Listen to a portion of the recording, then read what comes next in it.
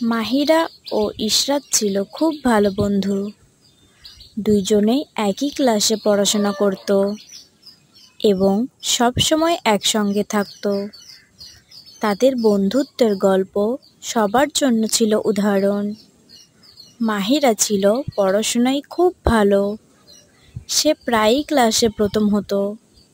অন্যদিকে ইশরাতও মেধাবী ছিল, কিন্তু মাহিরাকে কখনোই হারাতে পারত না। একদিন স্কুলে বার্ষিক পুরস্কার বিতরণী অনুষ্ঠান হলো। মাহিরা সেরা ছাত্রীর পুরস্কার পেল।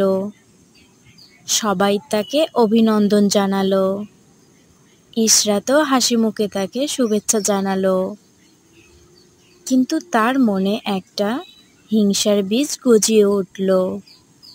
সে ভাবতে শুরু করলো, মাহিরা কেন সব সময় প্রথম হয়, আমি কেন পারি না?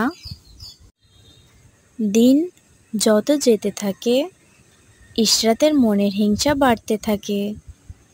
সে মনে মনে মাহিরার প্রতি ঈর্ষাপূর্ণ হয়ে ওঠে। আগে যেখানে ইশরাত মাহিরার সাফল্যে খুশি হতো, এখন সে মাহিরার খুঁত খুঁজতে শুরু করে। এমনকি একদিন সে মাহিরার নামে মিথ্যা রটিয়ে দেয়, যাতে সবাই মাহিরার ওপর খারাপ ধারণা দেয়। কিন্তু এতে ইশরাতের মন শান্ত হলো না, বরং সে নিজেই আরো অস্থির হয়ে পড়ল।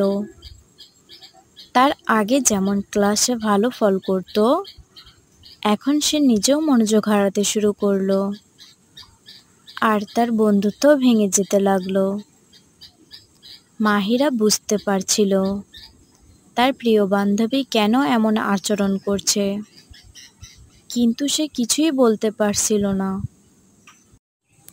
একদিন স্কুলে ইসলাম শিক্ষার ক্লাসে শিক্ষক হিংসার ওপর আলোচনা করলেন।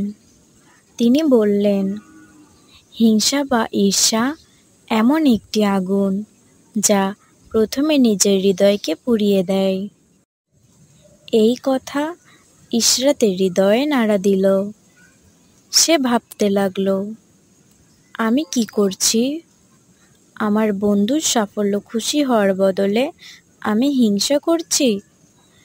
ইশরাতের মনে অপরাধবোধ জন্ম নিল। সে বুঝতে পারল যে হিংসা তাকে শুধু নিজের শান্তি কেড়ে নিয়েছে, সেই সাথে তার প্রিয় বন্ধুকে দূরে সরিয়ে দিয়েছে। পরের দিন ইশরাত মাহিরার কাছে গিয়ে তার ভুলের জন্য ক্ষমা চাইল।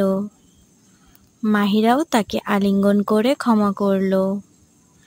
তাদের বন্ধুত্ব আবার আগের মতো মজবুত হয়ে উঠল।